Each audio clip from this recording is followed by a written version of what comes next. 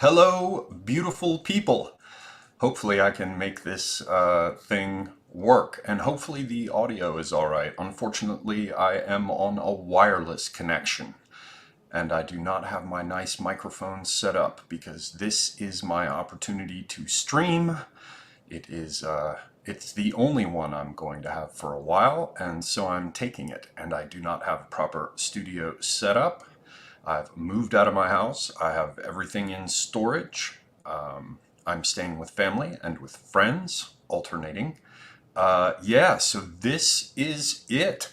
I am very, very glad to see everyone dropping in. This is just going to be a chill Ask Me Anything stream. I can update you on what has been happening with me and answer your questions. I know a lot of people are very, very interested with what is going on in the Ukraine. I'm afraid that I cannot give you any kind of any kind of answer that you wouldn't be able to find elsewhere with good channels. There's a Prudentialist who has been covering this very, very closely. Academic Agent and his crew, those folks have been looking at it on and off, depending on what sort of content he's been running. Yeah, even Charlemagne has been doing stuff with his Substack. So there are plenty of people out there talking. I'm sure Duran is still doing stuff, though they're very carefully watching what they say and how they say it, I suspect, so that they don't get booted off of YouTube. But there are all kinds of people out there who've been talking about it. I've been tracking it somewhat, but my life is at present a mess as I try to figure out where I will move to and to pick out the right piece of property. So before we get started, please do follow this channel, Semiagog, as well as a safer space. You can do that on BitChute. You can do it here on YouTube, both channels, Semiagog and a safer space. I'm also on Minds, though I haven't checked in quite some time. I'm on Telegram. I recommend everyone follow me there. I'm on BitChute, although I just said that, and Odyssey. So please follow the channels there. There's also my science fiction book, Vinculum, set in a dystopian future, Istanbul in the year 2076. You can find that on Amazon. There is a link in the description below, and there is also my collection of poems, Cinders from the Bloomery of Youth. So you can find that via a link in the description on Amazon as well. And to everyone who is continuing to support the channel, even though I have not been here for quite some time, thank you very, very much. I haven't even had a chance to look to see if there are new supporters, so there might be names that I need to add to the Praetorian Chads who make this possible in the opening clip. So if you fall into that category, please forgive me. I will address this stuff just as soon as I can. So, peoples, what sort of questions do you have for me? Or should I just ramble? That, ladies and gentlemen, is the question. I think I just got a notice that someone tipped me on Subscribestar. That's a person, certainly, who should be called out live. Oh, hell, I'm not signed up into it right now. And I'd have to go looking for my password, whoever the hell it is. Thank you very much. Now, I am going to be looking for great questions. So that you guys can move this conversation forward and make it all worth y'all's time. Zedez in the house moderating. She says, wonderful to have you back with us. Thank you, Miss Lady, and thank you as always for the help with moderation, dealing with the troublesome trucks. So, I have a question saying, Semiagog, what is your logo? It is it's representative if you remove all the variants that are produced simply by rotating the given symbol. It is all the different ways that 6 dots can be connected by a single line touching each point only once, forming a unicursal figure, unless you're referring to the 7-pointed figure, which is just a 7-pointed figure that gets rotated. So, how's that for exciting, ladies and gentlemen? So, questions. Someone asks, what is your intro song? There must be a lot of new people in the house. Welcome, one and all. That is an interpretation, a very close and properly done one, And it is, let me see if I can find his link. That was done for me very, very kindly by a person I follow. Let me just see if I have a link for him handy somewhere around here. I'm just totally spacing out on the name of the damn channel. Ugh, come on now. It's Cyberpunk something. I'll figure it out before the end of the stream, because he definitely deserves a shout out. He's done music for Prudentialist, as well as, I believe, Apostolic Majesty. So, yeah, let me see if I can find that for you. I'm totally embarrassed that I can't remember his name, but at any rate, it is a close interpretation of the Conan soundtrack, the Anvil of Crom. And that would be Cyberpunk, Internal Affairs. And let me just make sure that you guys can find him on YouTube, because there's the different music that he has created is available on his channel for you to check out. Yeah, it's under the name Cyberpunk Internal Affairs, and I cannot recommend him highly enough. So, peoples, what other questions do you have for me? Let me look here. Politea says, purely from an aesthetic point of view, Volodymyr or Vladimir. And, you know, from my perspective, I have to say, although I don't favor the mandatory spelling of Kiev currently en vogue, I like Volodymyr better. Yes. I have 81, a Wretch Duo Pet, saying, how are you liking your new place? I am staying with friends and with family, so this is not my place. Although it has the 11 or 12 foot ceilings or whatever, and I did grow up here, so it sort of feels like my space. It's nice to be back. It has its moments.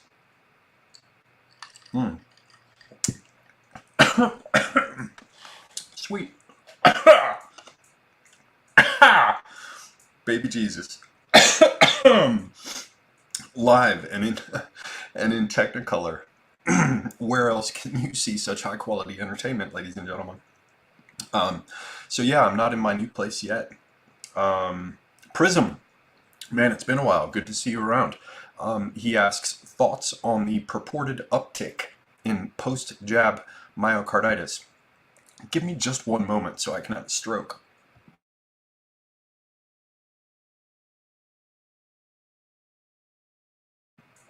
Judas Priest. Well, I don't find it surprising at all, Prism. And I expect that most of the people out there don't find it surprising at all either. So I think it's just one of those things where we're going to have to wait and see how much worse it gets. Sweet baby Jesus. Whiskey does not go well into the lungs. Yeah, we're going to have to see how much worse it gets before it gets better, if indeed it ever gets better. So, do we have other questions? Jacob says, Semyagog, good to see you've escaped hell, though. I'm halfway there. I've dived forward, and my forequarters have made it through the flaming hoop of fire, whereas my hindquarters and my my favored bits are now in the hoop of fire, passing through. So the first half has been taken care of, but the question is whether or not I can make it all work. So cross your fingers for me, ladies and gentlemen. The support is much appreciated. Hopefully I will soon be out in the countryside. Politea says, Semyagog, do we restore the Crimean Khanate? And if yes, why? And why yes? I guess he's telling me yes, it should be restored. I don't know. I like their trident, or as the Turks call it, tarak, which means a comb or a rake. Their trident damga, which is in fact probably related in some fashion with the emblem of the Kievan Rus that now finds its way onto the Ukrainian flag. Yeah, I don't know, because they had great armor.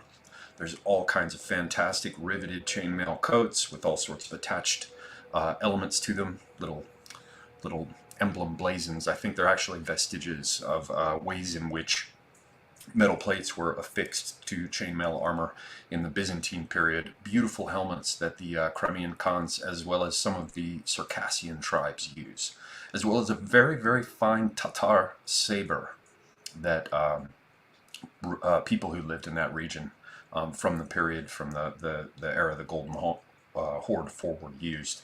Crimean Tatar saber. Badass swords. Some of them are woots. They have the ray skin grips, and they've got this funky little sort of carp's tongue tip designed to pierce links of mail in a thrust, but they're also a very fine saber. So there's some cultural, material culture reasons why perhaps the Crimean Khanate should return. So what other questions do we have, ladies and gentlemen? You see who else is in the house? I see John Ski here. And if I am not mistaken, I think it's entirely possible that Mr. Ski may have relocated. And if he hasn't yet, I hope it all goes well with him. Good to see you here, sir. All right. Yes, Mr. Ski, I did finally get rid of my place.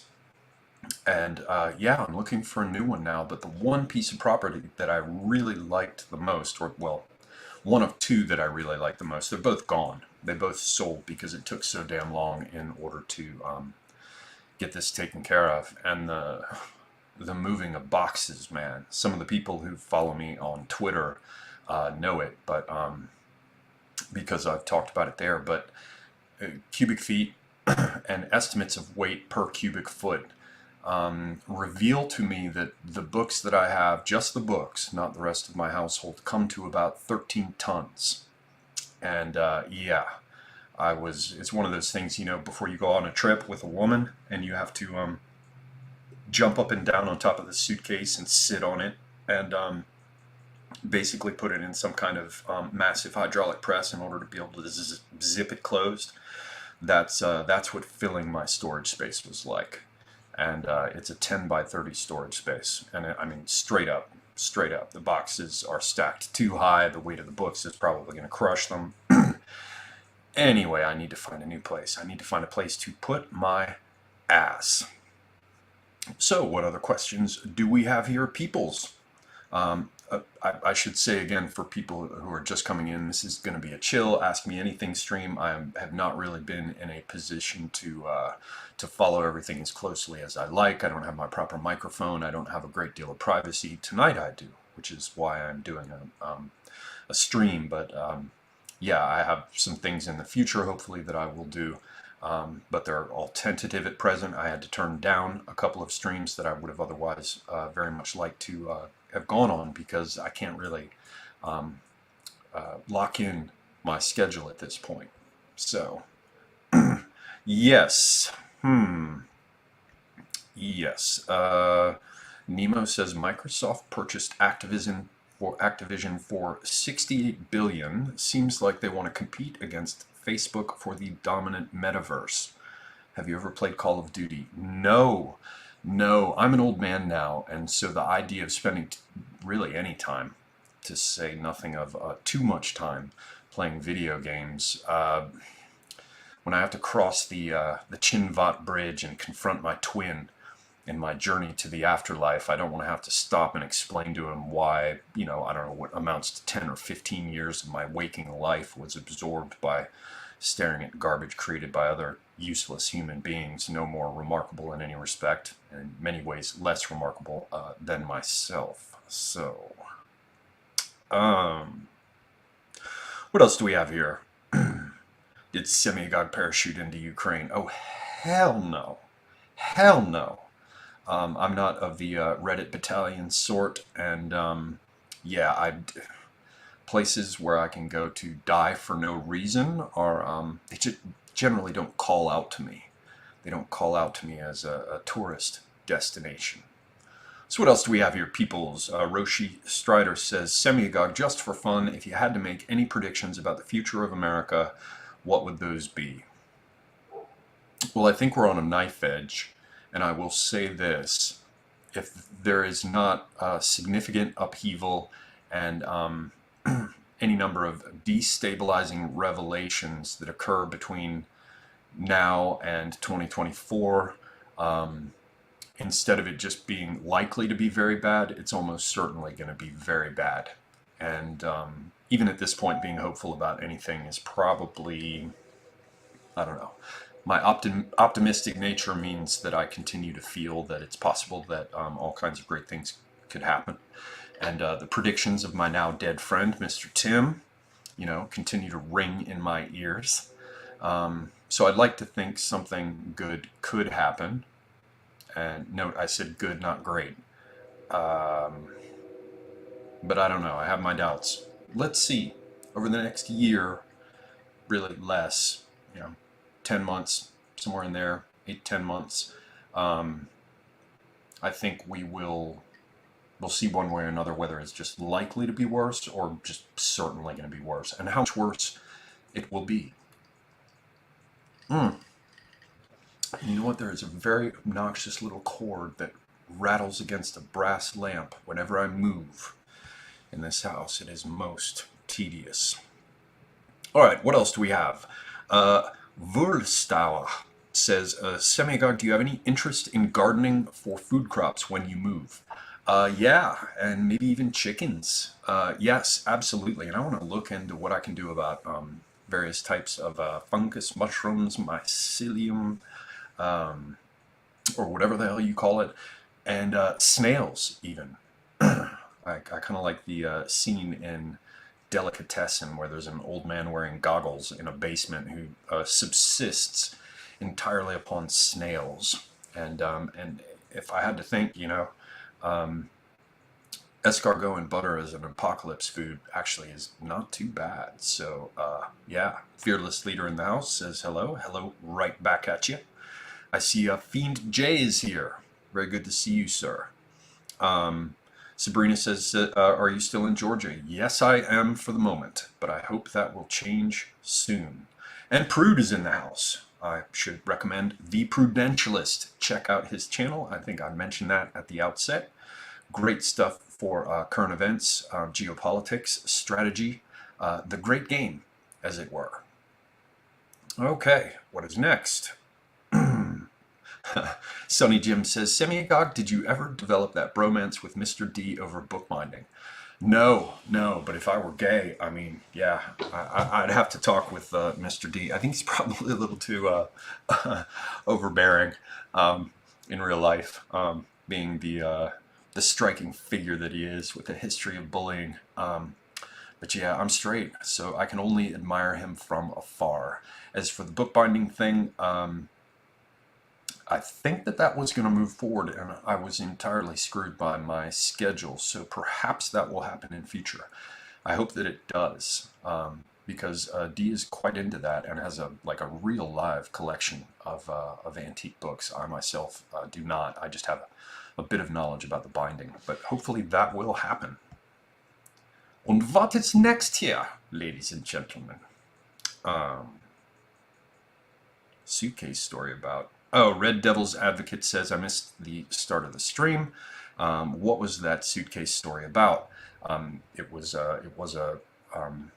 saying that moving my things into storage was much like trying to stomp an overfull piece of luggage down to size so that you can zip it closed.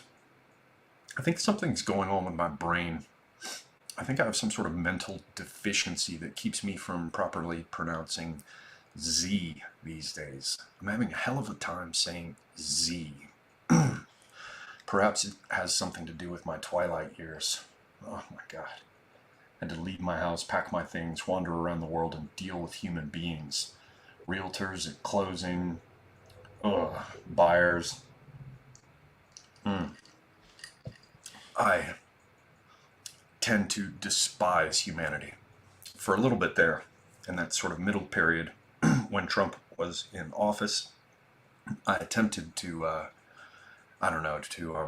moderate my loathing for humanity, to moderate my misanthropy.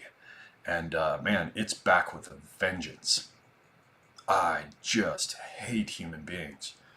They're so tedious and stupid. I know it's an immature reaction. I know it's adolescent.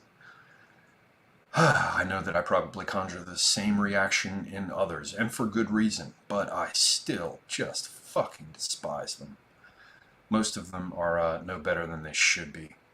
So, what's next? Politeia says, shall we use American and Ukrainian refugees to recolonize Anatolia for the Romans? I don't know. I'll tell you, Anatolia has beautiful countryside, though, man. Just some really shockingly beautiful areas. Really, really beautiful. Really wild looking, too. Yeah. When I would stay down in the area of Side on the Mediterranean coast in the southern part of Turkey, sort of in the neighborhood of Antalya, we would get up into the mountains. Rivers, gorges, cliffs, ruins in the forest. Man, it's beautiful. So yeah, if we retook it, I might want to buy some property there. But I'm on the fence about that. I have a number of. I realize this will be controversial, but I don't care. I have a number of very close Turkish friends, and I would hate to see their real estate values plummet. So for the time being, I'll just have to satisfy myself with going to visit them. And what else is going on here? 3%er.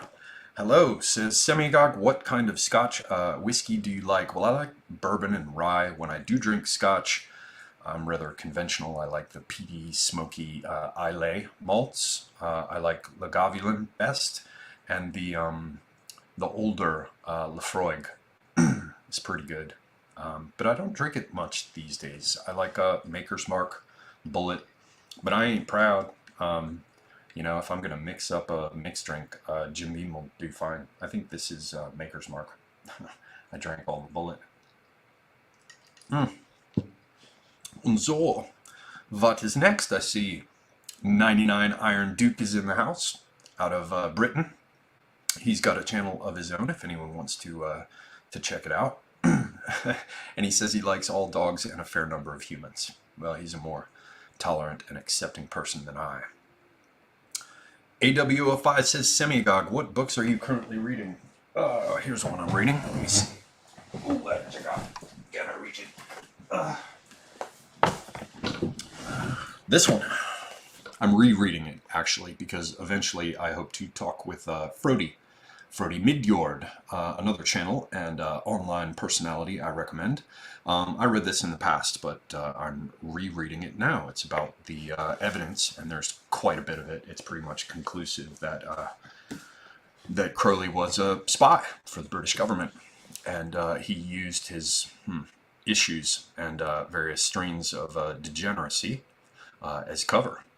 Not to say that they weren't genuine, but yeah. Oh, I see Jonathan Pohl is in the house. Always good to see him. He's got his own channel, his own Twitter account, and he's quite knowledgeable about a number of ethnic minority groups in the former USSR, particularly the Germans. Okay, so what else do we have here, peoples? If we're going to be able to have this be at least a somewhat entertaining stream for as long as it goes, you're going to have to drive this stuff forward for me by asking great questions. And in the meantime, I think I'll just take a look around here. What sort of things have been on my mind? I had like 10 or 15 things that I wanted to talk with you guys about, and I've just forgotten all of them. So I guess I can look through my previous Twitter posts to see what has been on my mind of late. One of the things that just occurred to me this evening, you can go ahead and congratulate me for my wit and perception, and that is even hypochondriacs eventually die. It's kind of a way of saying, another way of saying, just because I'm paranoid don't mean nobody's out to get me. All right. Bolero393 says, Semigog, do you think Turkey will move on the Balkans in the next 10 years? They're moving on the Balkans now, financially, and they've got considerable connection. They have developed considerable connections with Albania. And because of their historical relations there, they would like to continue to rebuild their relationships there. Fiend J is asking about my Siviana practice clip. It's so bad, man. Show it. You know what? I don't even know if it's on this computer because all my hard drives are disconnected. Everything is in bags, man. I cannot find a goddamn thing. Ugh. Man, in your house when you're moving out of it and it's empty, it just seems to take so much longer to walk across it. Yeah, is it even here? I'm going to show dance. I'm not going to show my dance clips right now. I'd be ashamed. And in fact, that's a practice clip, and it's not even that good. I'd have to show a clip dancing with a female so you can see it actually come together. John Gordon says, Semiagog, what is your favorite movie? Well, in principle, it's the old Schwarzenegger Conan the Barbarian, which is of course not true to the Howard stories and isn't even that great a movie, but the soundtrack is excellent. And in principle, you're just kind of required to say that it's the best movie. But I don't know. I don't really have a favorite movie. I watch them, and to be honest with you, I very often just forget them.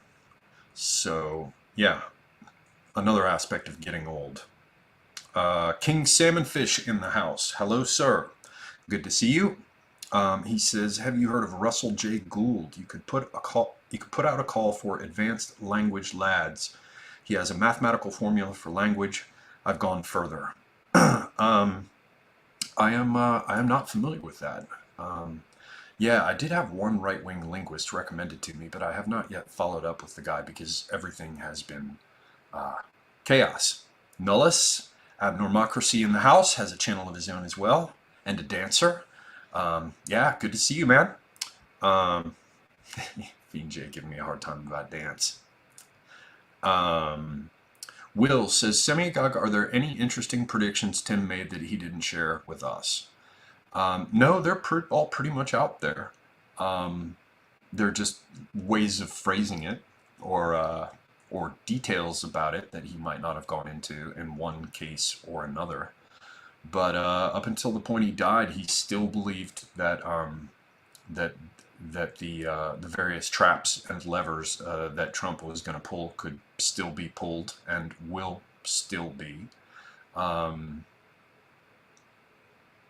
Yeah, and otherwise, yeah, I mean, clickety-clack, the idea of the separation of native and migrant populations and the rest, he still seemed to think all of that was going to happen. You know, I guess the question is, you know, whether it will and, you know, at what point the timeline gets so long that you say that, you know, could it even still be called a prediction? I don't know.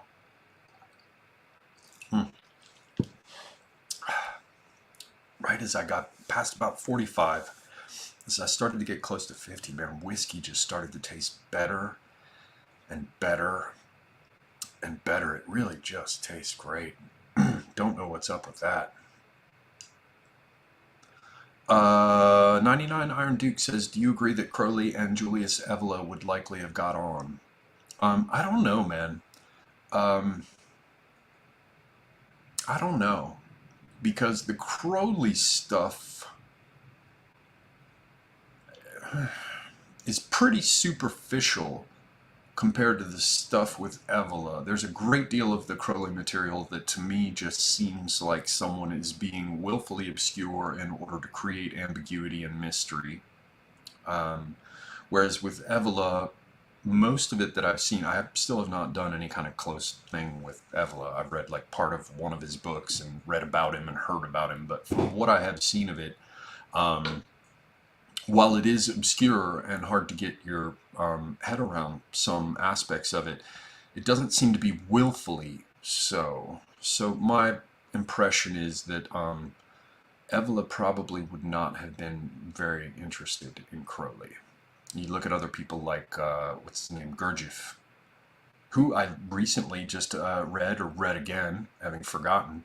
There are even claims that he was a British spy and even pretended to be a Pontic Greek, although I'm not sure how far I would take that. But anyway, Crowley tried to visit Gurdjieff at one point at Fontainebleau and was told to take a long walk off a short pier, flying fuck at a rolling donut, that sort of thing. He was told to go elsewhere.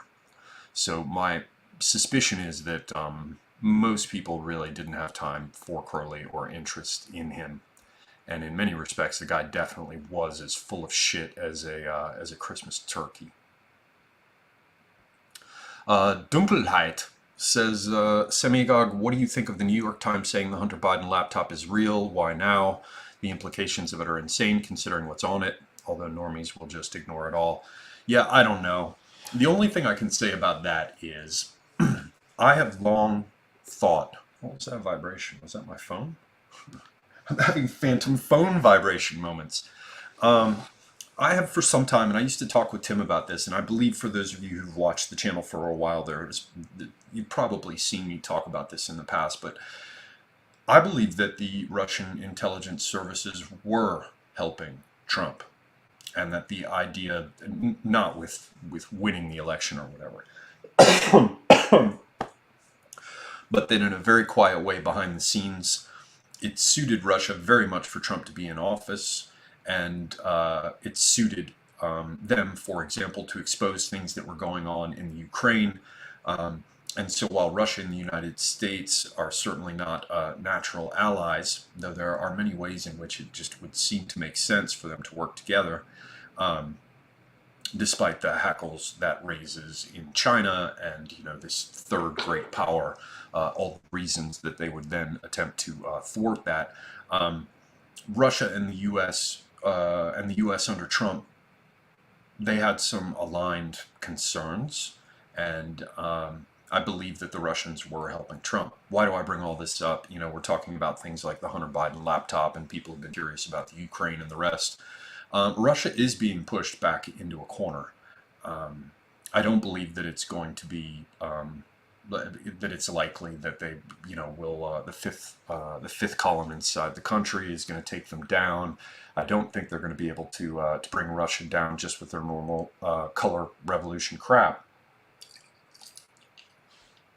But they're nevertheless going to create all sorts of challenges and problems for Putin, for Russia, for Russians, and so. When you think about the kinds of things that Russian intelligence services would be likely to know about all kinds of things that have been going on in the world, particularly in Ukraine, and when you think about, the kind of normal circumstances that would govern whether or not Russian intelligence services would do anything with that information and how they would do anything with that information, under normal circumstances, it's very likely that they would want to take care of things sub rosa, or behind the scenes. Making it public is really, you've used up your weapon at that point. Why use the tool in the toolbox? You can only use it once, and why do so publicly? Because you remove the leverage attendant upon the threat of releasing something if it's already been released. So there are doubtless any kind of any number of situations in which Russians who had some juicy dirt on the Biden crew and the rest, why they would withhold it, use it to negotiate behind the scenes, and save it for a rainy day if possible. Now they've been pushed into such a corner that it seems to me that there is some likelihood that they would be motivated now to use some of this stuff. Now the question is, will it get through? RT has been unpersoned or canceled. Any number of sort of legacy media type propaganda. What do you call it? Companies, stations, properties, whatever, things like RT or Sputnik and the rest have been shut down. And, there's only so far you can go in many respects with releasing things on Telegram or, in one of these shadow banned Twitter accounts that hasn't yet been removed. So I don't know what kind of mileage they could get out of what they know, but I think they could get some. And I think that they now have more motivation to use that sort of thing, and that they'd have a motivation to use it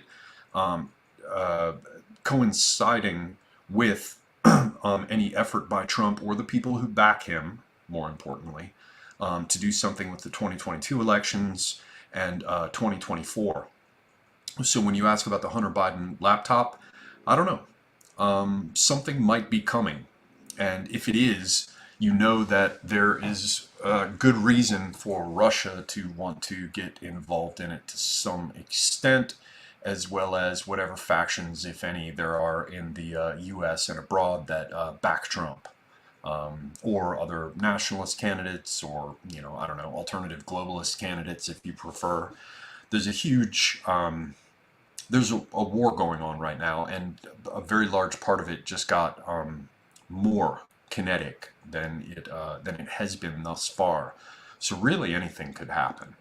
But this same war has now been going on for years, and as I've said elsewhere, while it involves competing factions, it also involves a more straightforward war by the elite on those they see as more or less inconvenient tax cattle.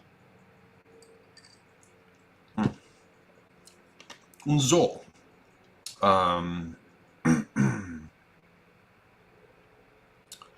King Salmonfish says, Semigog bro, this shit is so insane and potentially important. You basically need to shut the stream down and go watch Last Flag Standing on YouTube immediately, and then my recent Glossolalia vid.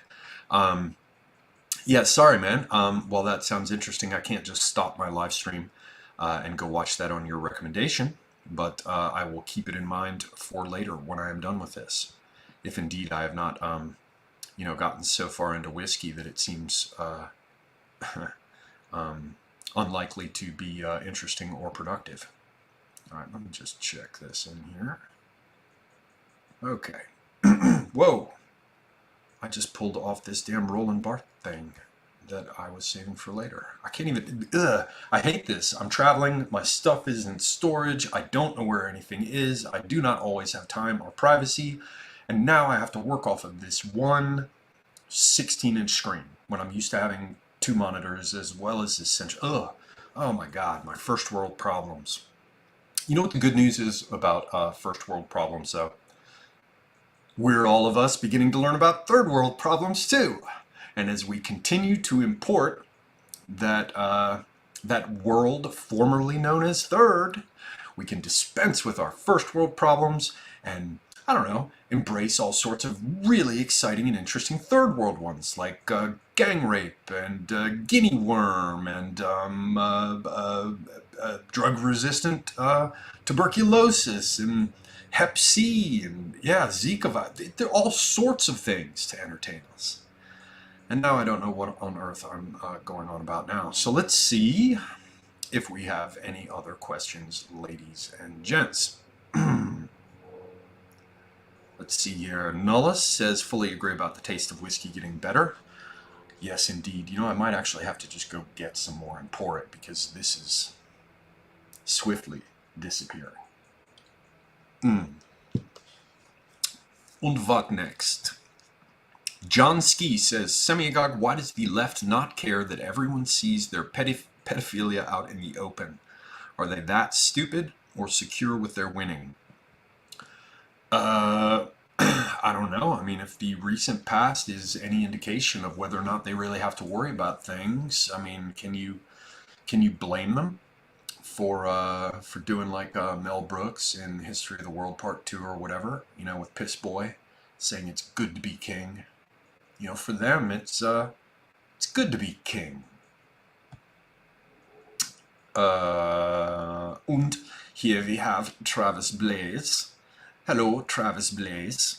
Travis Blaze says, do you think the slow letting out of the Durham report and now the MSM actively talking about the Hunter Biden laptop is part of Tim's predictions coming to fruition? Yeah, well, it could be.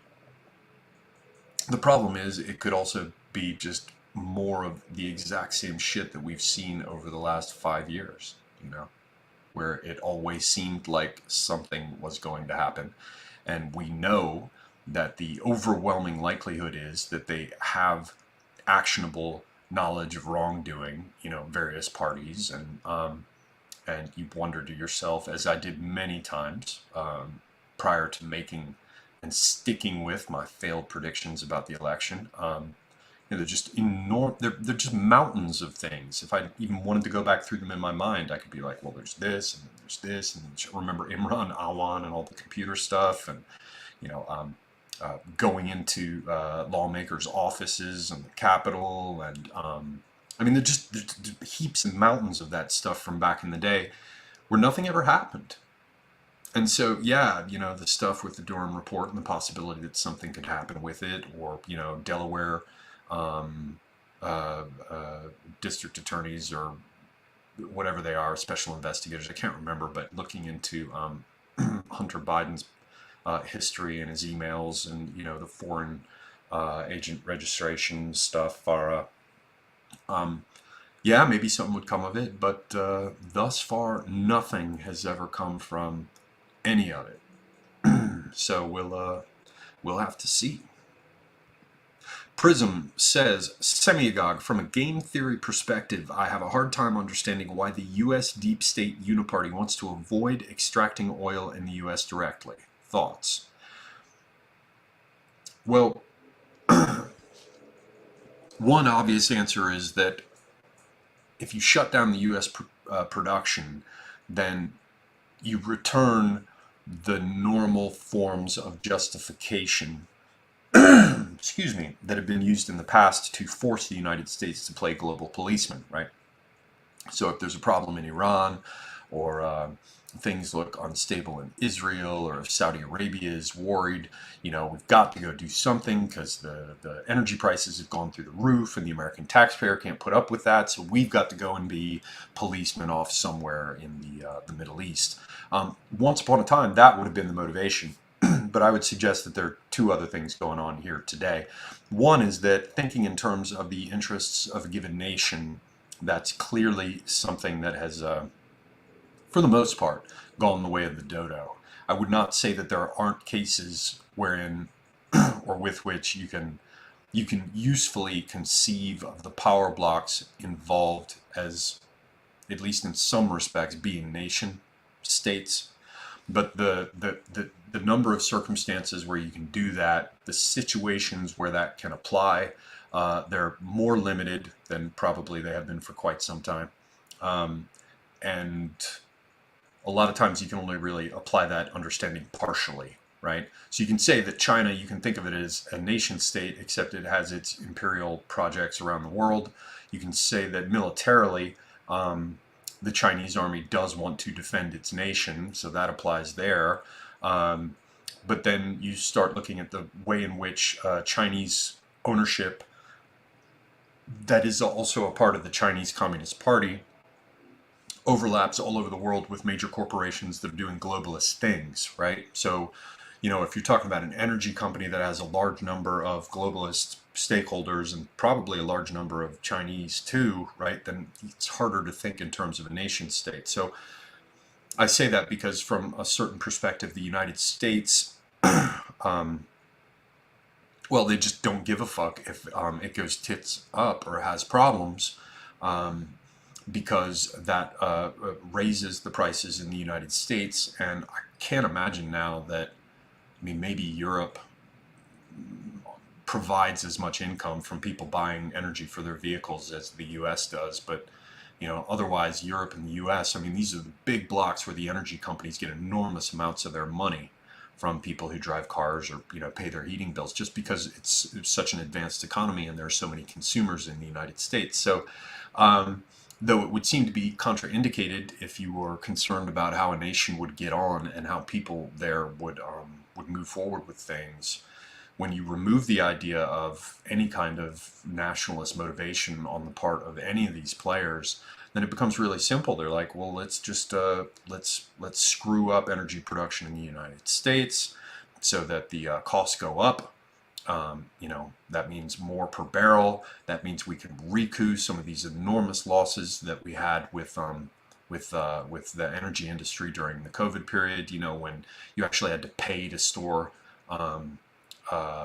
oil and things like that because there was just too much being stored, so it actually ended up being a loss.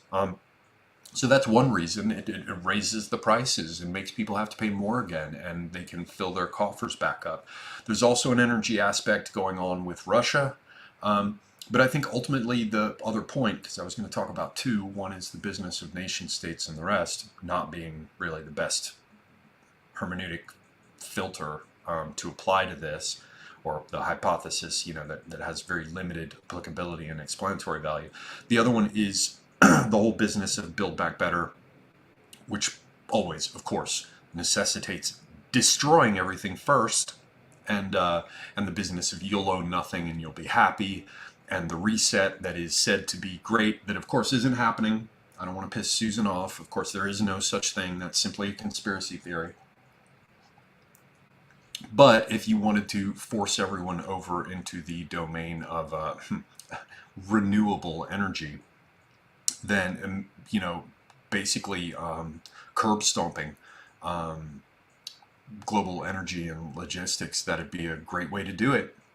Um, that would make people suddenly feel the pain in a very direct way, like they do at the gas pumps right now, and that could be used as a fulcrum, to get a lever up under the way in which we've always done things for so long, so that people can change it around. Oh. Whiskey tastes very good. All right. I did my best there, Prism. As I said, I haven't been following things closely lately, so that's the best I can do for you. AWO5 says, Semiagog, will you be on a stream with AA, Radlib, or Charlemagne anytime soon? No, nothing like that is planned, because at present it's very hard for me to schedule anything because I don't know where I'm going to be. But I definitely recommend Radlib. I definitely recommend AA, and I definitely recommend Charlemagne. So while I am not likely to be on their channels anytime soon, though I don't know, maybe something could work out with AA if it's last minute and I'm available. Um, yeah, you can go watch them. You can go watch them yourselves. Um, Fiend J says, Semiagog, how do you see peace negotiations going in Russia's favor, assuming that it does so? I don't know. I've been looking at it. I think the Russians are having to move quite slowly now, because they're not doing a scorched earth thing. They know that they have to incorporate a number of these populations. They know that the stage has been set to make of them, bloodthirsty Huns from the east who destroy everything. So, one of the ways that the slow, and by that I don't mean particularly slow, we're just talking about a few weeks at this point, and enormous amounts of Ukrainian territory have been taken. But to whatever extent the advance of the Russians in Ukraine can be said to be slow, it seems like that has quite a bit to do with them being very, very careful dealing with surrounding these civilian areas and then moving forward. Um, and all sorts of things with the Ukrainian population being encouraged to attack as non-combatants. I talked to a friend of mine who came out of the JAG Corps, and I'm like, I've heard a lot of people say that that civilians who are not in uniform, encouraging them to attack Russian regular troops with things like Molotov cocktails and the rest, and distributing weapons to them, that's a war crime under the Geneva Convention. And he said, I don't know, you could make that case. You could also argue it in the other direction, like many things legal.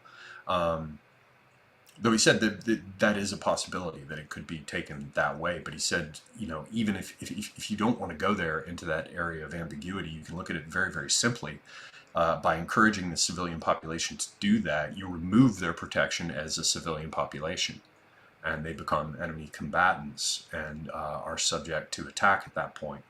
So yeah, Ukraine is and their backers, their well-oiled and oily backers, are encouraging them to do all sorts of things in order to pull Russia into a situation where they have a huge number of civilian casualties or some atrocity to have to answer for publicly. And, meantime, they're just inventing all sorts of things. I'm not pro-Putin, by the way, in any respect. I hate that these two countries are attacking each other, but the people who are doing the most aggressive lying,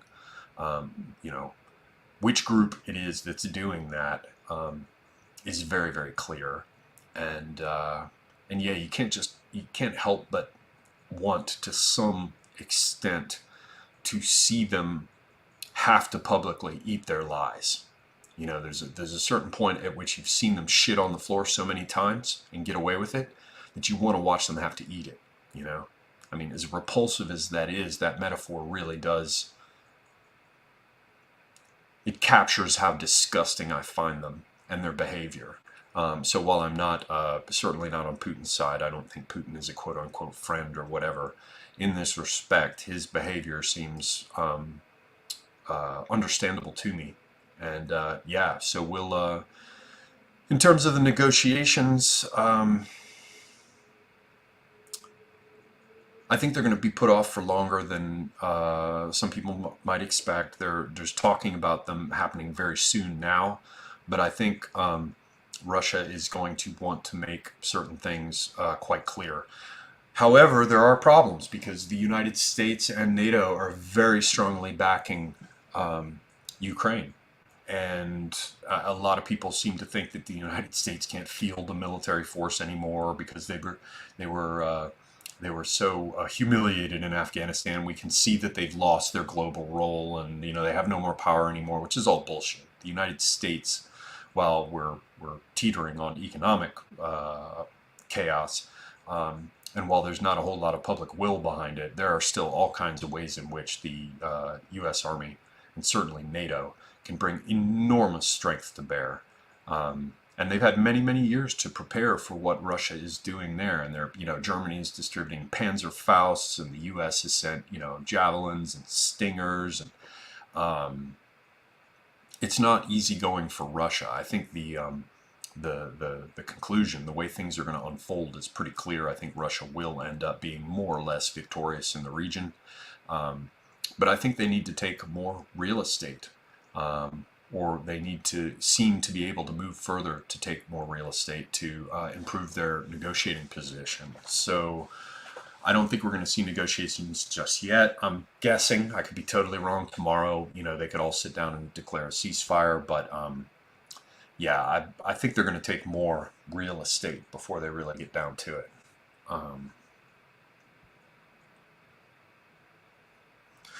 Politea says, Semiagog, and this is Academic Agent's question, do the GAE analysts know something we don't about the war, or are they just delusional?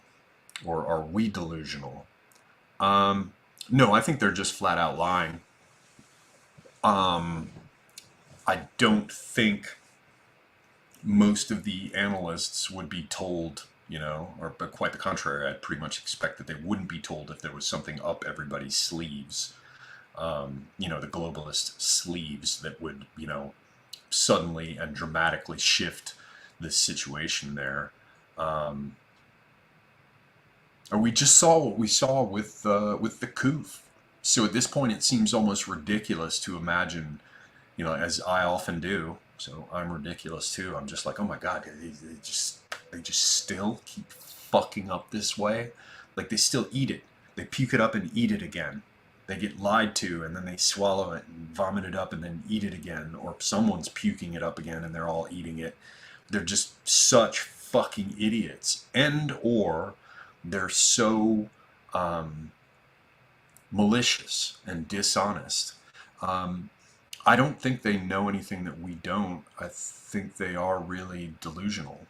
But coming from you know, the perspective of our side of things, Russia's producing enormous amounts of propaganda. Enormous amounts of propaganda. I saw a stream with AA where he's talking about the Russians aren't doing much propaganda. I disagree. I've seen stuff come out like the business of the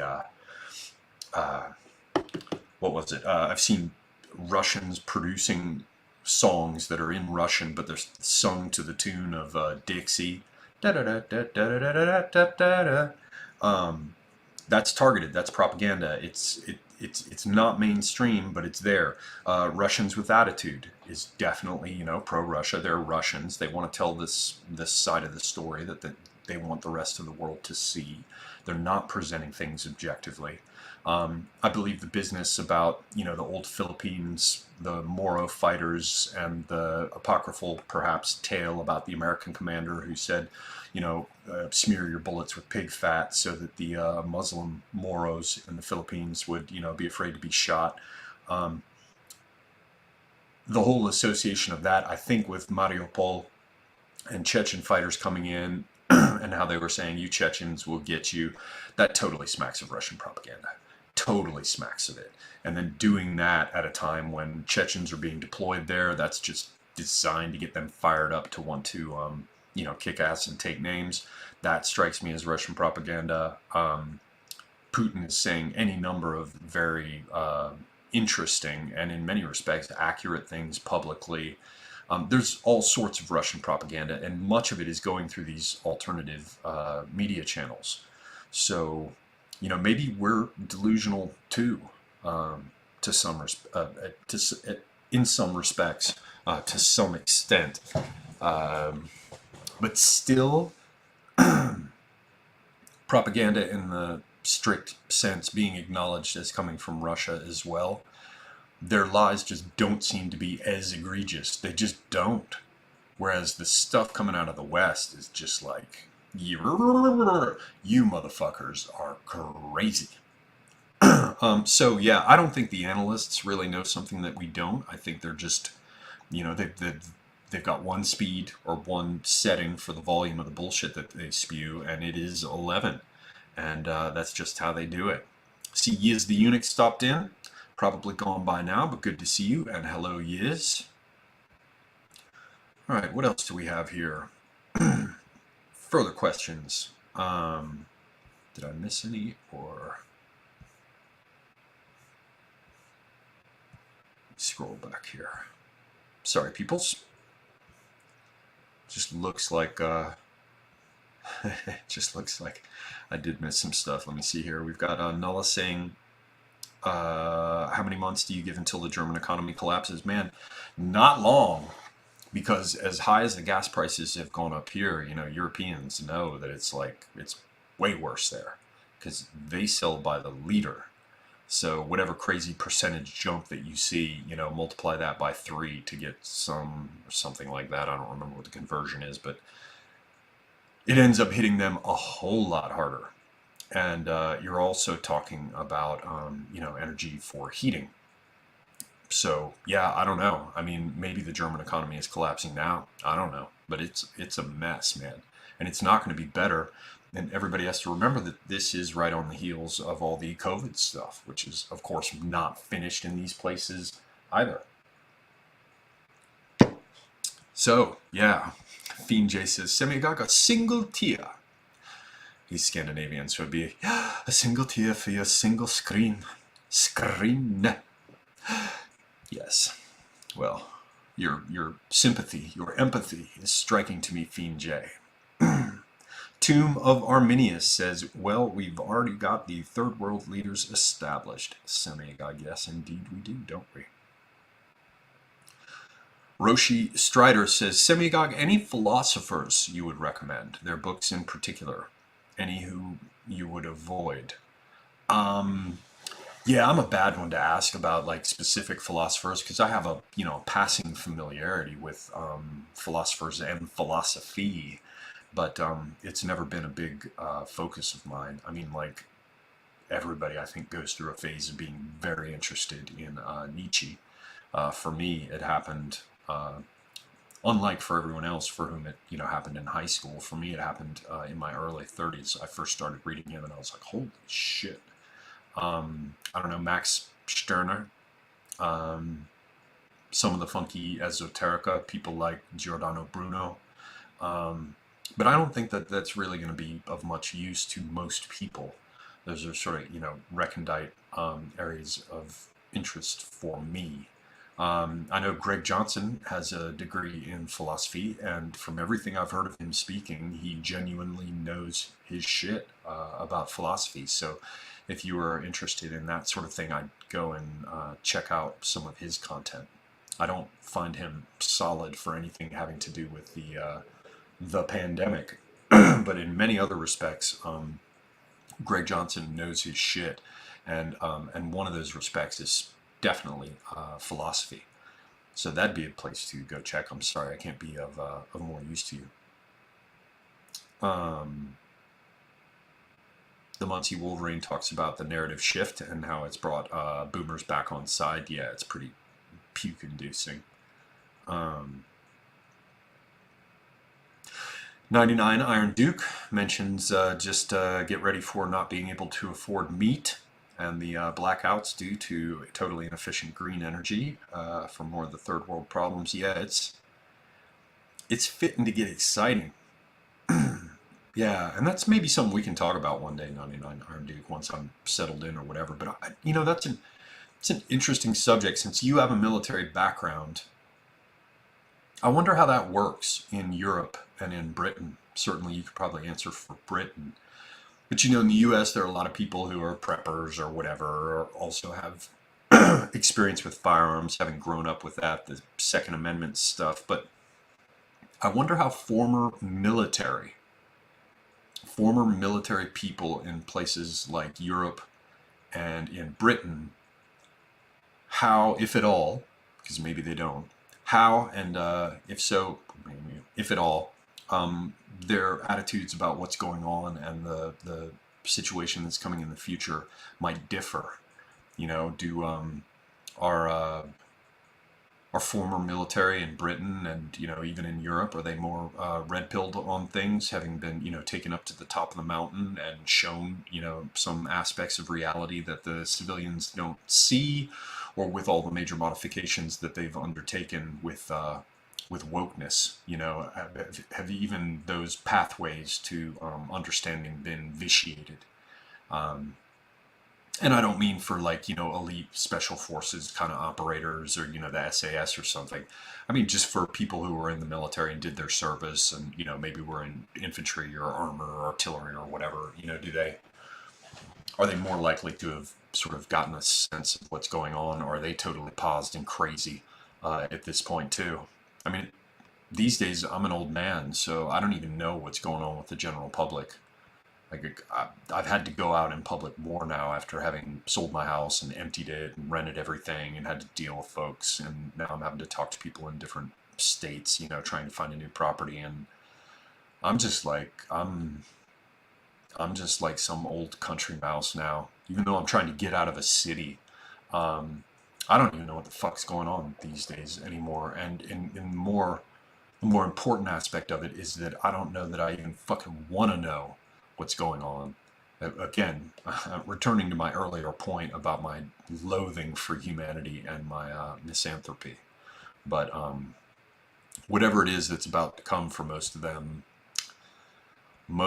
seem to deserve it, unfortunately. Or, I don't know. I'm not even sure about the unfortunately part. The Binary Epidemic says, what are your favorite languages? And which did you want to learn at one point? Well, I want to get back on Turkish. I finished my translation, but I think I might try translating some contemporary Turkish texts. There's one on Anatolian. Jesus, I forgot. This desk has wheels underneath it, and it started to move. I'm like, oh, what fresh hell is this? My fucking desk is moving underneath me. There's a cool book on Anatolian ritual and folklore written by a Turk. I want to say Metin And, but I can't remember. Oyun ve Büyü, and it's about games and magic and all these sorts of things surviving in an Anatolian ritual. I've got a copy. I haven't looked at it yet, so I have to see if it's of decent quality. But from the photos, it appears to be. All kinds of crazy stuff survived in Anatolia, and some of it has been recorded by anthropologists working in the area, and it's captured in this book. So I'm thinking maybe do something like that with modern Turkish, because it would get my chops up. I won't be speaking it, but I'll at least be reading it regularly, and it won't be as hard as having to translate from Ottoman, where I had to get it out of the Arabic characters first, transliterate it into a modern form, and of course it's more than 150 years old what I was translating, so and it was in the Caucasus. Anyway, so yeah, Turkish I might work with a bit. Some days I want to learn German, at least to read it. Some days I want to learn French, and some days Italian, and very often Latin. So I'm probably going to do some more things with Turkish. But then to be honest, if I have another language in me, it's going to be learning to read and write Latin. So, yeah. Jonathan Pohl says malaria for me was no big deal. Man, malaria fucked Tim up. And he continued to have problems with it for years after having visited India. So yeah, for some people you're lucky. Shit, I've heard of people having enormous problems from the vaccinations and and the rest for some of these tropical diseases. So yeah. Adrian A says, "Don't you want some vodka?" No. I just do not like vodka. I'm probably not going to buy any more. I just don't like it at all. Yeah. I am a Westerner. I like my whiskey. Perhaps things like brandy, but vodka, ugh. Too many drunks with vodka where it was just like, ew. Just, you're sweating out stinking vodka smell and all this kind of stuff. Ugh, ugh, not my thing. No. All right, so how much more time do we have here? I've been on for what, about 1 hour now? I think I can run this out to 2 hours. Hopefully we'll get some good questions and I can dig into this further. Some of the questions have been good thus far. But listen, ladies and gentlemen, I need all of you to wait for just one moment because I am going to pour myself some more whiskey. And I will be back literally within about 20 seconds. So please bear with me. I will be right back. Just hang tight for a minute. Just a moment. Dad needs whiskey.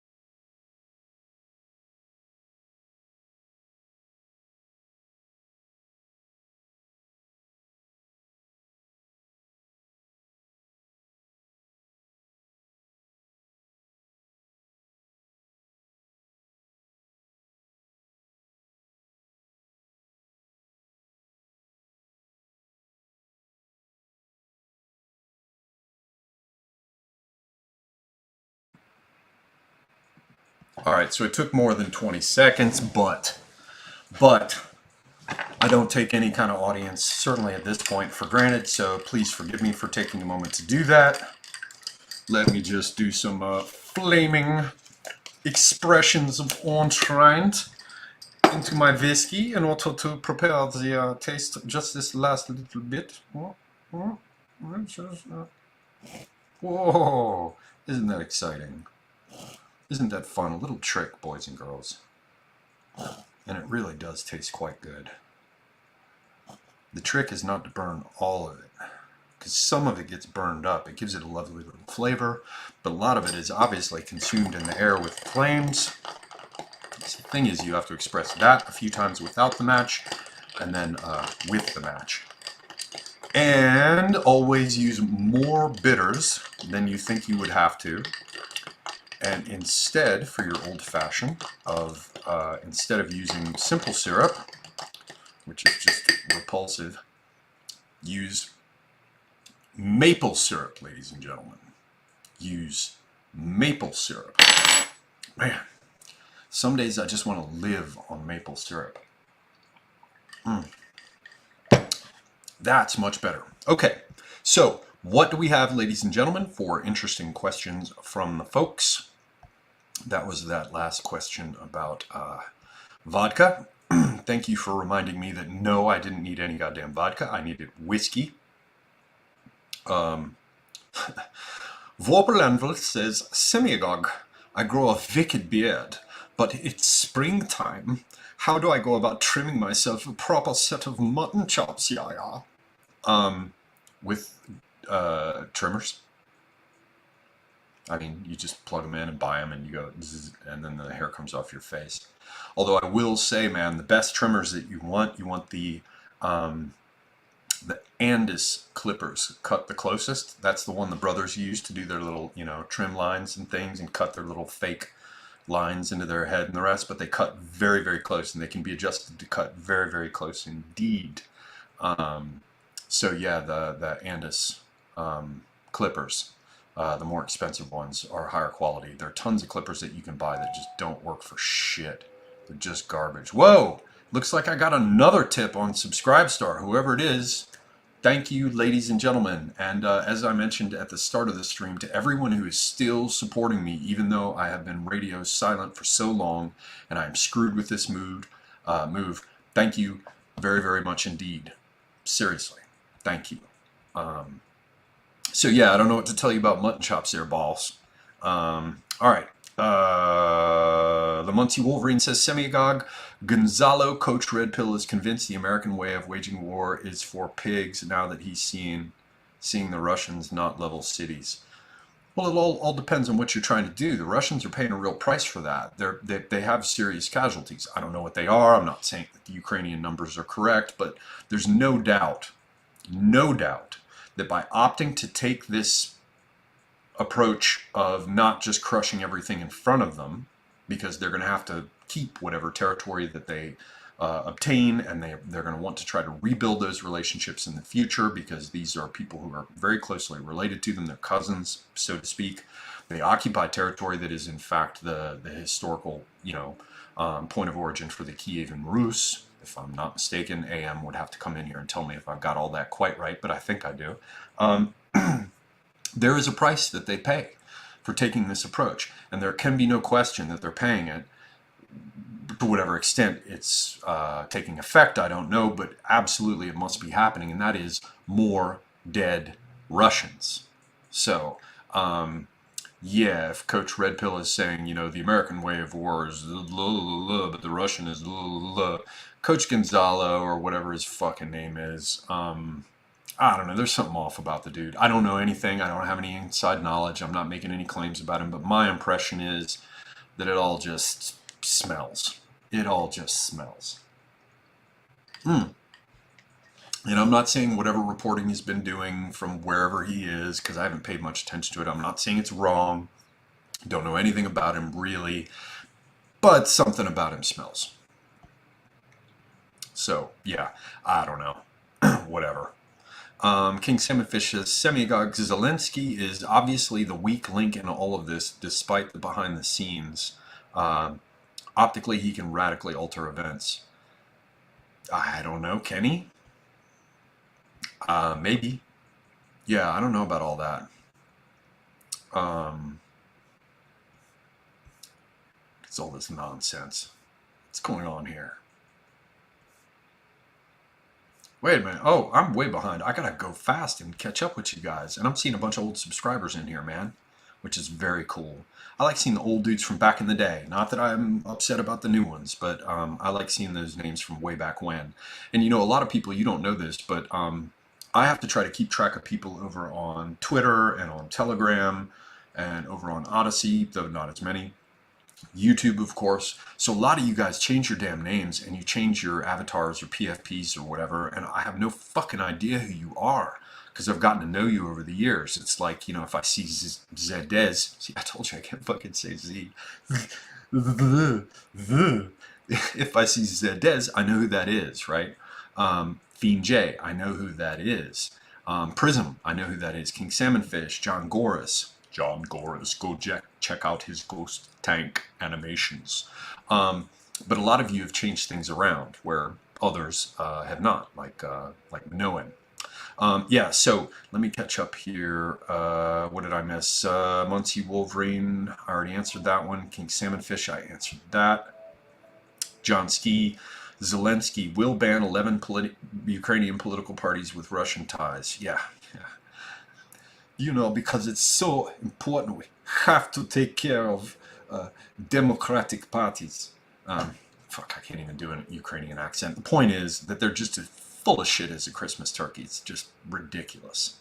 What is this? Guessed it. Nair says, Semigog, did you catch JFG counterpoints debate? Isn't counterpoints that leftoid favor of tucking the parts, of tucking and cutting? I know JF Garrity, of course, and he's had me on his channel. He was very kind to have me as a guest many times, so I have not a bad thing in the world to say about JF. But I did not catch the debate. If I have some time, I will take a look. All right, Adrian A says, Bloomberg article, if you make under $300,000 a year in the US, you should stop eating meat. Yeah, that's the one where they recommend that you eat lentils and let your dog die of cancer. Yeah, take the bus. Whew. What a bunch of fucking assholes, man. I have to say. They're just utterly shameless. Utterly fucking shameless sometimes. And of course now, part of the time, as I said, I'm staying with family sometimes. I'm staying with friends sometimes. And oh my God, the shit that I hear come out of people's mouths. Yeah, I just need to go away from human beings. I just need to go away from them and live far away in the forest. That's what I need. That's what I need, because they're slobbering and they're giggling and they're wetting of themselves and they're little retarded, I can't use that term, they're mentally challenged gestures. They're, I don't need any more of them. The less of them, the better. 99 Iron Duke says, Semiagog, the British military YouTube channel, keeps calling British servicemen echo warriors. Oh, you mean like ecology? I hope not. Oh my God. Tim used to complain about that all the time, because Tim was, as many of you who followed the channel for a long time will know, is a proper old soldier, and he always used to complain about that. He's like, we're not there to win hearts and minds and rebuild. We're there to fucking kill people. And the more that you try to turn your military into anything else and tell them stories about how they are something else, the more absurd they get. Oh, 99 Iron Duke says, Semiagog, I'm doing a stream with Don the Plebe on his YouTube channel, Plebeian Media, at 10 o'clock Greenwich Mean Time. That must be AM, because I'm assuming it as a former military guy, he would have said 2200 GMT on the 22nd. Well, I will check that out. Pika says something. Pikachu says, desk with wheels, are you insane? Yeah, I feel exactly the same way. The hell, man. Desk with wheels on the bottom. I tell you, it's all going to hell, ladies and gentlemen. It's all going to hell. Dunkelheit says, Semiagog, what are the main things you remember from the First Cold War? Well, fuck you, by the way. Yes, I am that old. But I was very young, so I was little. Like, I was in elementary school or just started middle. Maybe I was in middle school when the Challenger blew up. So yeah, I remember being worried about nuclear bombs. I remember doing nuclear drills, getting under a desk. I remember watching Red Dawn. I remember the Berlin Wall, seeing in the news about how the Berlin Wall came down. I remember a bunch of just heaps of hipster friends before they were called hipsters, going off to Prague to enjoy it when it opened up for the first time. And they enjoyed a couple of years of it being like a magical mystery tour of goodness. And then all the Czechs got tired of the Eurotrash and fucking hippies and Americans kicking hacky sacks around in Prague. And they just wanted them to all get the fuck out. Yeah, I don't know what I remember. Not a whole lot. Not a whole lot, I'm sorry to say. What else? Sabrina says, Semigog, see, I would have brought the bottle to the desk. Continuous stream, problem solved. Yes, I I understand that there are advantages to TP living. Tim used to talk about the importance in TP living of having a squaw willing to chew your moccasins to keep the hide soft. Yep. You just got to look to find that proper kind of woman.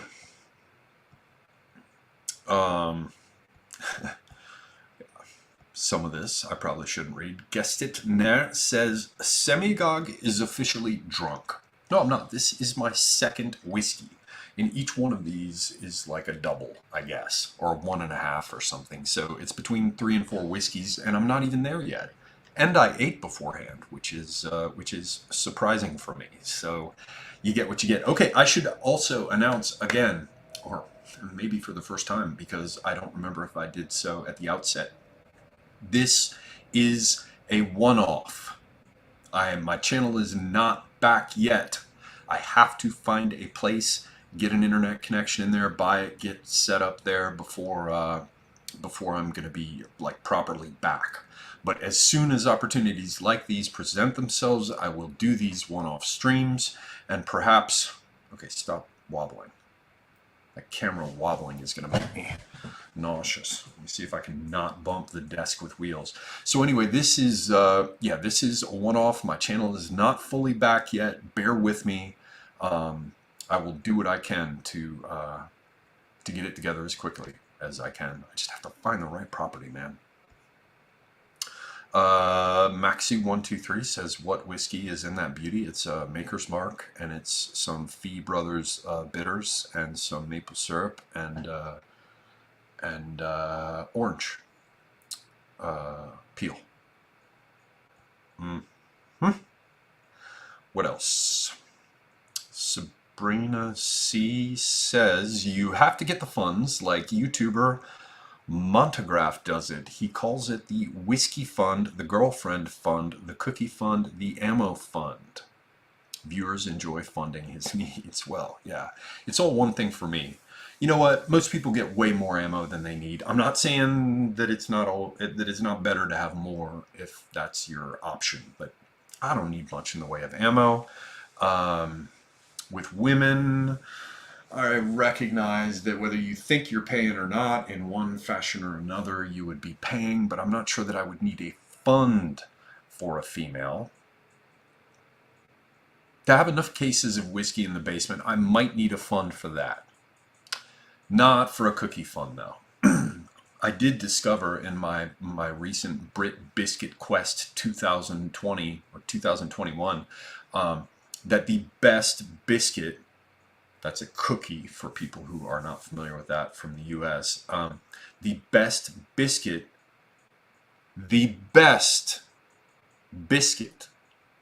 is a hobnob biscuit. I hate to say it because some people told me beforehand, they said the hobnobs are good. Man. And you know what's strange? There is a hobnob that has the chocolate on top, and they're good. They're very good. They're a top quality biscuit. I would give them an 8 out of 10. But the Uber biscuit, the biscuit is the straight, no chocolate on top of it, hobnob. Absolutely fucking fantastic biscuit. Hobnobs. Yes. So, I don't know. Cookie Fund. Well, see, there's a problem. You can buy the Brit biscuits and things. Like I got some of the Bertie Bassett's, Licorice All Sorts. And I think I tried the Taverner's kind too. And one of them that I ordered off of Amazon must have been kept in the US because it didn't come in any special airmail envelope. And when those things come to me, they're all fucking dried out and useless and crappy. So the Taverners was shit. The Birdie Bassets that I ordered, it was fresh, but it came with like a little customs declaration filled out and stuff. So it had been sent from Britain and had not been rotting in some, warehouse in the US. Some of the biscuits that I bought at the store that are from Britain, that they have in the international section, they come bad. If you can get them fresh, I might have a cookie fund, but of course it would be called a biscuit fund. A biscuit fund. By the way, I'm going to go off for a second because on my father's side, my father's mother was of English descent, American. My father's father was half German and half French, but American. On my mother's side, she's a quarter German, a quarter Greek, and half Italian. And I went and asked John D about a book on British cooking because I figured there's got to be all kinds of there has to be great food in Britain. There is some. There is. I mean, I went there and I got taken to some good restaurants because I was like complaining about Pizza Hut at Leicester Square for whatever, and I was like, fuck this place. And this guy I met, he took me to a couple restaurants and they were great. So I asked John D about it, and he told me to get Grigson's British Cookery, because for those who don't know, they don't call it cuisine in Britain, they call it cookery. And there are great recipes in there. And I ran these by my mother, and I swear to God, man, the med power is strong with that one because she's a quarter Greek and half Italian. So she's got this sort of mitigating strain of the German in her, but it's, Louisiana German Creole. So, that's her German side. Even that has already embraced like fucking gumbo and mock chew and, jambalaya and stuff. So anyway, I try to get her to cook Brit food, and she just laughs. She just laughs at me. I'm like, no, come on, Mama. You got to understand there's actually some good food in Britain. And she just laughs. She refuses to cook any of it. Any of it. I'm like, come on, man. Because she cooked. My mama cooks great.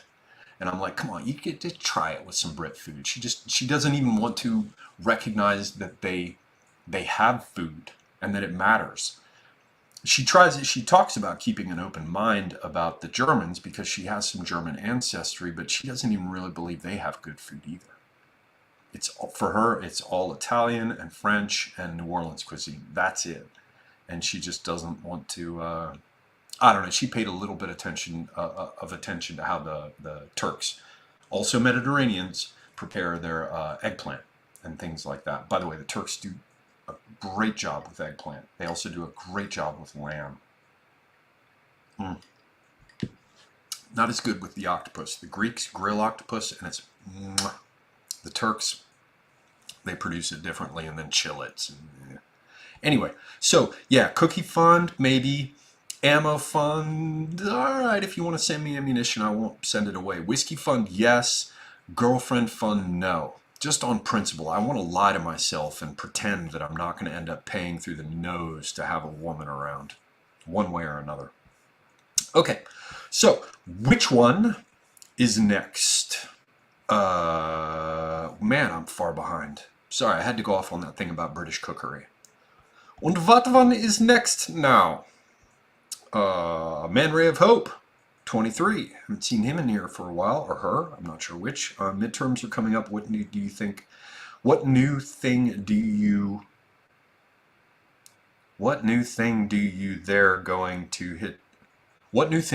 they're going to hit us with to stay in power? I don't know. I mean, Ukraine and COVID all by themselves, some variation on them, some new powers claimed because of them, some new response to the economic crisis, extending some period of emergency. I mean, they don't need anything. They never end any of the states of emergency that they declare. So they've just got layer upon layer of special emergency powers that are never rescinded, that never elapse, that never fade. So the most depressing thing of all is, and I hate to say this to everyone, but the more black-pilled among you will realize it, they don't have to do anything to keep fucking us. Nothing new is required for them to justify in any fashion their continued ass rape of you and me. So, yeah, I mean, I guess they could come up with some new pretext. I mean, some new variant is coming through. Oh my God, we've got to mask up, muzzle the children. Yeah, I don't know, man. I don't know. What happened with my chat? It like refreshed and I lost everything back beyond a certain point. How tedious. Well, if I missed your question, there was some weird update that happened here and I'm not quite sure why. Sabrina points out that the Brits make good roasts. Yes, but you know what? I started in with my mother. I'm like, Mama, how do you not understand a fucking savory pie? Just say savory pie. Savory pie. What is not to like about a fucking savory pie? And how could anyone doubt that the Brits could produce delicious savory pies? So yeah, roasts, great. Pie. Say it with me. Here behind the screen. Hold your hand up to the screen and say, pie. Man, savory pies. I promise I'm not drunk yet, but there is a thing about pie and savory pies that, yeah. Look at Nullis saying that he was told the British cookbooks are pamphlets. No, Gregson just, and Dee recommended a number of others, at least one other major author. They're not tiny cookbooks. They have all kinds of recipes in them.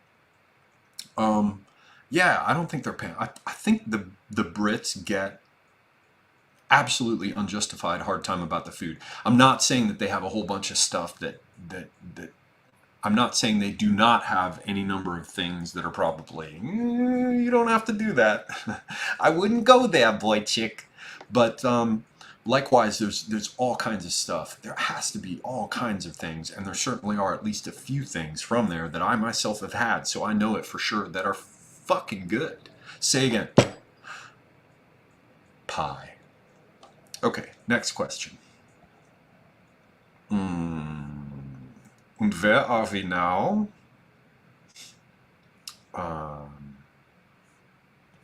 Man, all the questions seem to have disappeared. I guess, yeah, the love for me is over. Nobody has anything to ask me left now. All this time that I'm away. All this time that I'm away.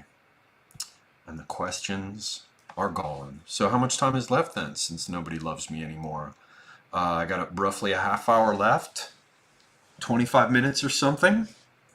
Let me look back through. Maybe over here on StreamYard, some of these comments were not lost when it refreshed. Ooh, 11D Levity is in the house.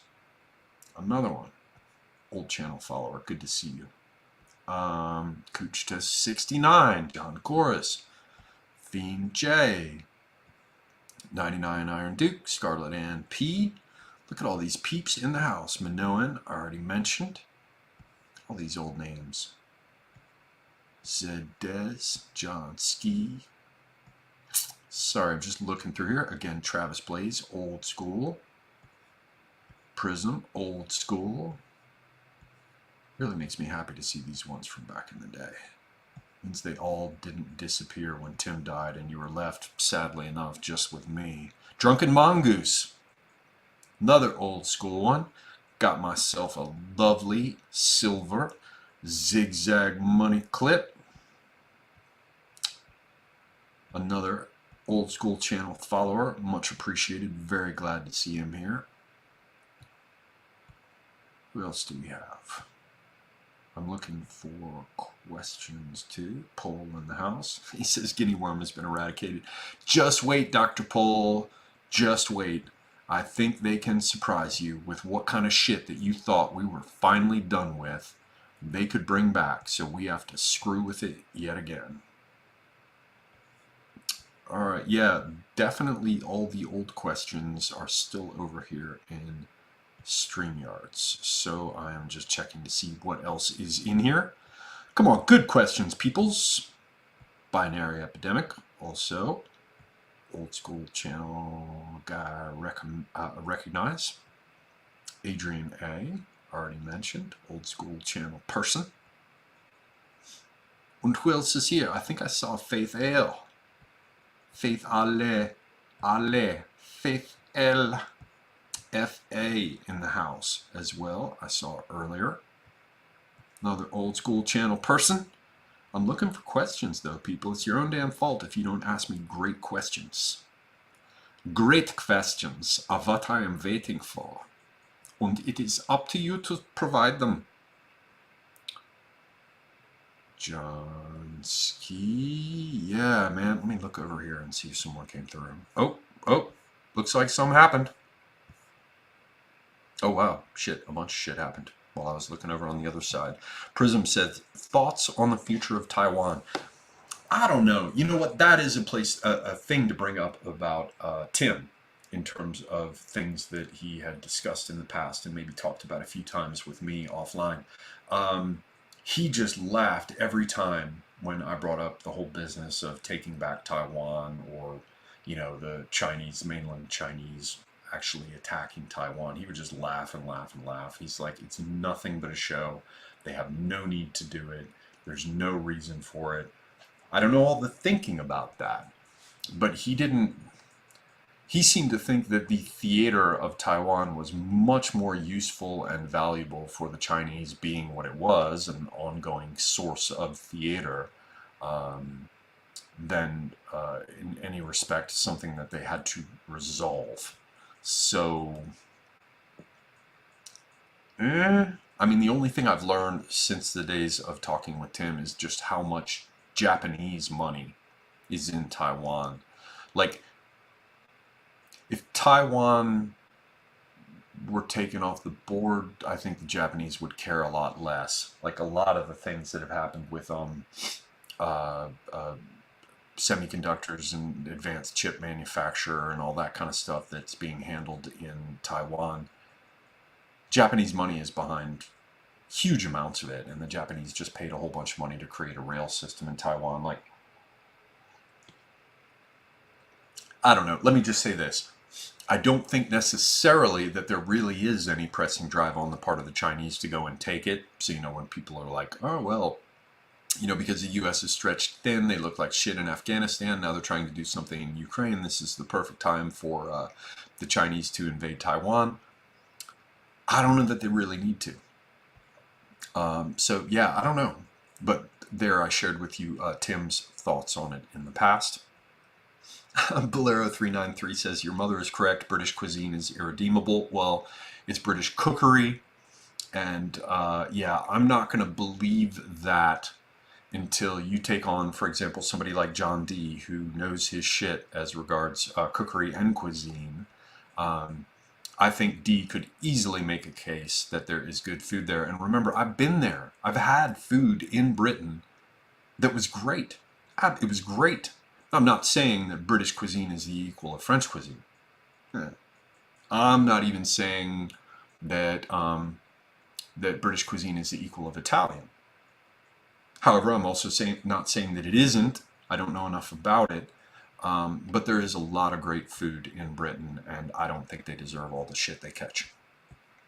I mean, for that. There are all kinds of other ways where they should be catching shit.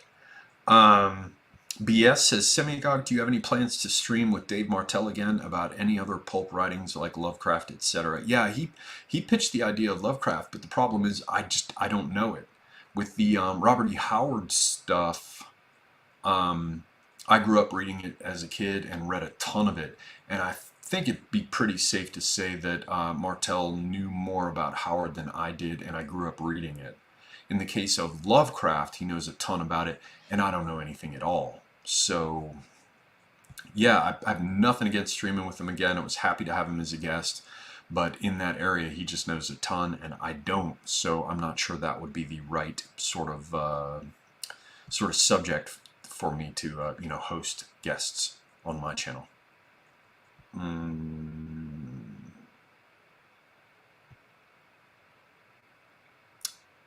Bertius Ethnos says, Semigog, how legit is the book The Golden Bow? I mean, it's basic Frasier. It was a big book for people like Crowley. It was a big book at its time with the idea that there were underlying themes in folklore and religion. I don't know that if you were to read it that you would feel that you came away with some new insight, but I think if you were to read it, assuming you haven't already, that you would say, oh yeah, that's where that attitude that subsequently became very widespread in the West about how folklore works and how themes are interrelated, oh, that's where it came from. It's one of those situations where it's become interwoven and ingrained. These ideas of his have become, have wound through things that have even made it out into pop culture to such a degree that I don't know if you read it, you would find anything new, but you would understand where this thing that you sort of took for granted because it was established before your time, you know, you'd know where it came from. Semigog thoughts on aliens. There are doubtless aliens, I mean, infinite worlds, but really there's no subject that I care about less. Cotton candy, I probably care about less than aliens, but not much. What else? Dog shit, I care about less than aliens, but very few things are of less interest to me than the whole thing about speculating on aliens. That said, how could there not be other forms of life in an infinite group of worlds, or even just what we understand as our galaxy? It's of course there are quote unquote aliens, but I just don't care until they show up. I don't care. And who else is here? Yeah, Alex Coughlin says Stilton cheese is a must. Yes, good cheeses, stinky cheeses. It says boxers are briefs, and is the former ironed? It depends. Depends on the type of trousers and the type of weapon I need to carry and the time of year. But nothing, and sometimes there's nothing of any kind. You just go commando. But I ain't ironing anything. I'm not gonna iron any undergarment. And in general, unless I'm turning myself out properly in a suit, in which case, you know, I'll make sure that I'm presentable.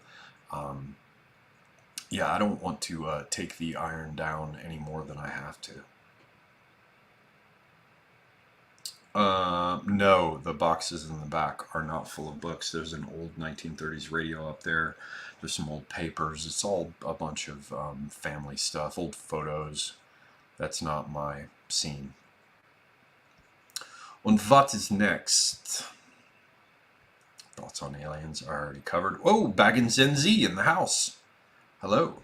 Is guinea pig good and farmable food in 2022? Yeah, you know, I don't know.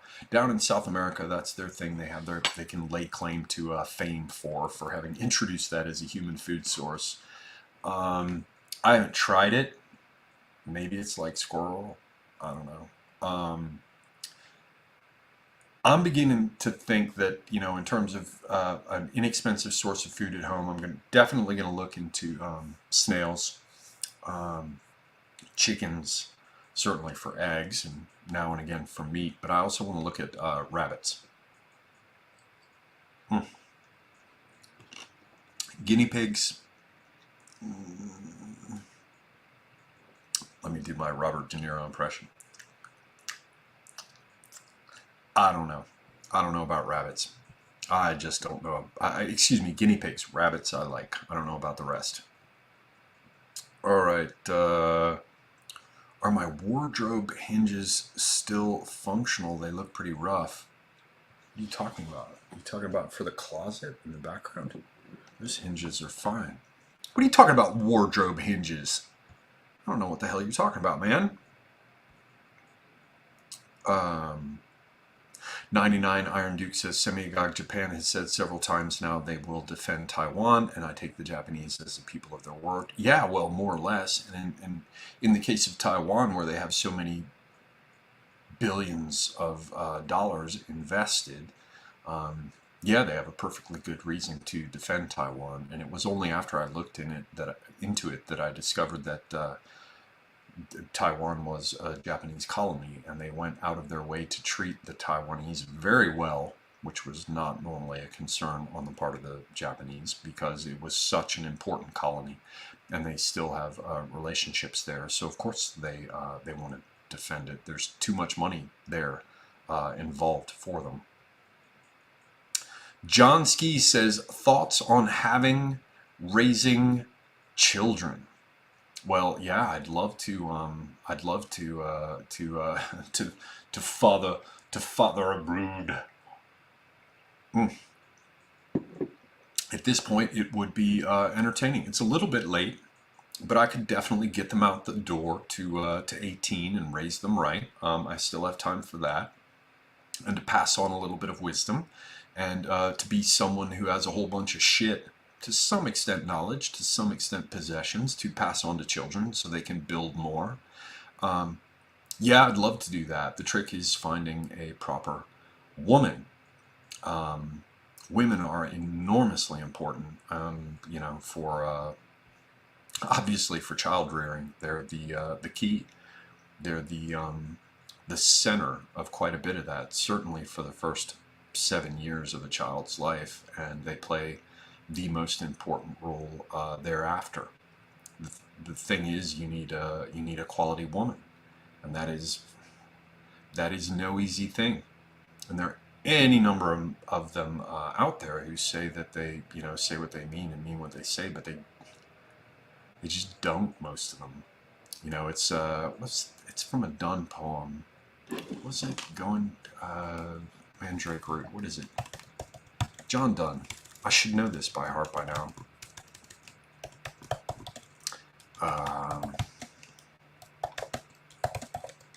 I'm going to pronounce this horribly. There we go. Let's see what this has to say. This is just generally my my view on women. Relative. I mean, I'm not just, I didn't just fall back on the subject of women, but you asked about children, and women are key to that. So go and catch a falling star. Get a child with mandrake root. Tell me where all past years are, or who cleft the devil's foot. Teach me to hear mermaids singing, or to keep off envy's stinging, and find what wind serves to advance an honest mind. If thou beest born to strange sights, things invisible to see, ride 10,000 days and nights, till age snow-white hairs on thee. Thou, when thou returnest, wilt tell me all strange wonders that befell thee, and swear nowhere lives a woman true and fair. If thou findest one, let me know, such a pilgrimage were sweet. Yet do not, I would not go, though at next door we might meet, though she were true when you met her, and last till you write your letter. At last till you write her letter. Fuck, screwed it up. Yet she will be false ere I come to 2 or 3. See? I fucked it up. Also, I was trying to scroll down in lines, and there's this, 2-column thing here. But the point is, if thou find'st one, let me know, such a pilgrimage were sweet. Yet do not, I would not go, though at next door we might meet, though she were true when you met her, at last, till you write your letter, yet she will be false ere I come to 2 or 3. That's the issue. And to be honest, it's not just women, it's men too, man. People are, as I said earlier, I despise them. Most of them are no better than they should be. So yeah, I just screwed up some poetry. What else is left for us? We have about 10 minutes left, ladies and gentlemen.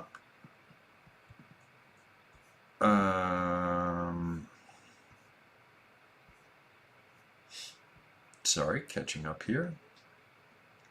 You see the future of Hong Kong now that it's more and more controlled by the CCP. Yeah, it's already in the power of the Chinese Communist Party. Mainland China controls Hong Kong now. Gone.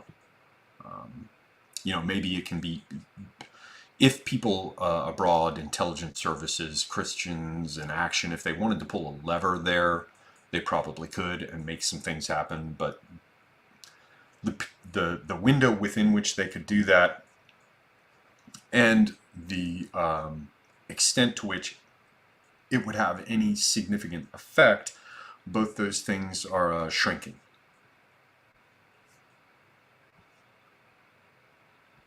John Goris, any thoughts on Marina Abramovic? She just troll or what? No, she's a scumbag party woman for the elite who shows up to provide them with whatever titillating thing it is they seek from or through her.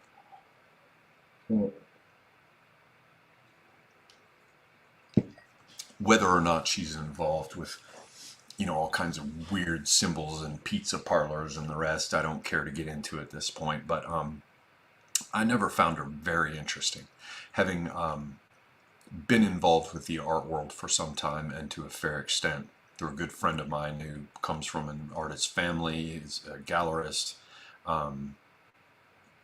The art world is just, in many respects, just absurd, just ridiculous.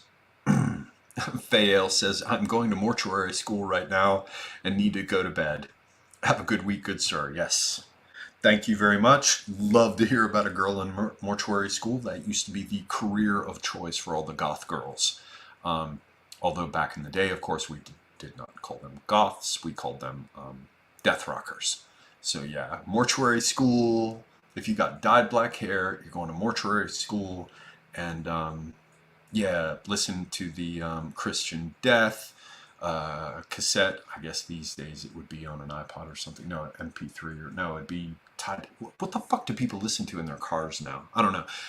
In any case, you could argue over whether or not you like Roz or Valor from Christian Death best. But good luck with mortuary school. You'll get to put them back together. Man, I remember one night I was chatting up some chick I met at a bar in Atlanta, and she explained that she did the reconstruction for the corpses or whatever. And I asked her about the process, the amount of work she needed to do to put them back together, the kind of problems they ran into. It was interesting. Reflected an aspect of the feminine that gets involved with the temples and these liminal states. The females, first off, they're longer lived. So very often you'll have ones that, as Tim used to say, it was an old metaphor of it or story of his. He would be like, look, women, you got to understand they live longer. They're responsible for communicating the culture over time. They will have seen Alexander the Great when he was an infant shitting himself. And because they lived longer, they would have been wiping his ass and seeing him on his way as he, died. And they're still around. They have their place and they have their role, women.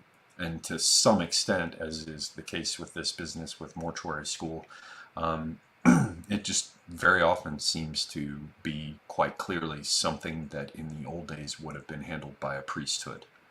So, in the case of Fael, talking about going to mortuary school, accept at least the possibility that what you see there is women being drawn to priestly functions, even in a attenuated day where everything has been brought down to date, and we don't even recognize, the idea of the importance of death rituals to the extent that we might have once upon a time. So, 5 minutes left, ladies and gentlemen. Let me see if I can find a couple of good last questions. What do we have here? I already covered John Ski on raising children. Waterpenny. Hey, Miss Waterpenny. I have not seen anything about rabbit hutches. But yeah, It sounds like I'm not the only one who has considered the beguiling ways of the rabbit and the ways in which they can provide meat for me. Tim used to talk about how they were good, but he said you have to get bacon or something to wrap the meat in because he would always talk about how they don't have fat.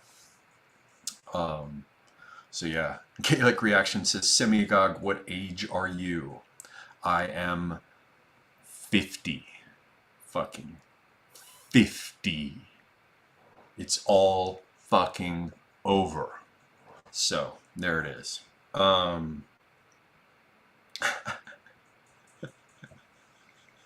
Sabrina says, I am the perfect woman. You know what? Confidence is a good thing. Cling to that understanding of yourself because it empowers you. Yeah, I have to find a woman and breed soon, or otherwise I'm gonna have to give up that whole idea. And I hate it too, man. I can feel my ancestors like hammering at the back of my skull, going, "Fuck you!" Like all the shit they went through. There is a path from me all the way to the beginning of time, all the way to the beginning of time, from me. And if I don't act, it dies right here. Now, there's endless trouble involved of various kinds, I'm sure. It is not just a party, but that makes me angry.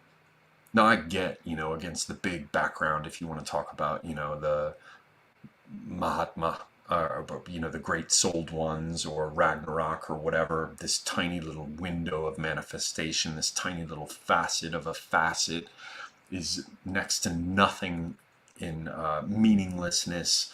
It is far from causality. It really doesn't matter whether I breed or not, but I do like the idea of afflicting with the future my tribe. So yeah, the trouble is to find a fitting woman because they're very, very important. Yeah, my hair started going gray when I was 20. And probably earlier, but I first noticed it when I was 20. And by the time I was 30, I was half gray, certainly, if not more. And it went in phases, like you can't see here, but in the back, there's part of it, this like kind of this more charcoal color, like down you see on the sides. Yeah, and it's always been asymmetrical, where one eyebrow started to salt out first, and my beard is all splotchy like a Dalmatian or some shit. Yeah, before it went white, parts of it went from, I was blonde, I was very blonde, and then I was sort of dirty blonde, and then I was brown haired with little bits of red in it.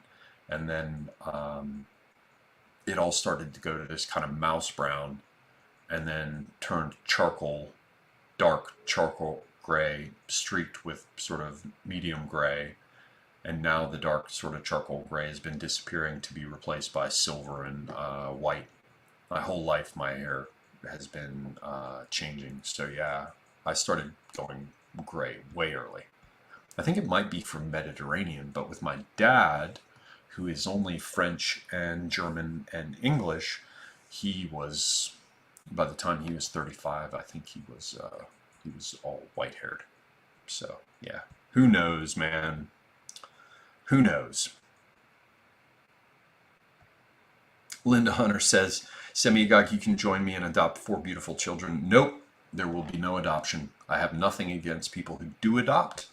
And I have nothing against, for example, getting together with a widow who has children or something like that. But outside of particularly military.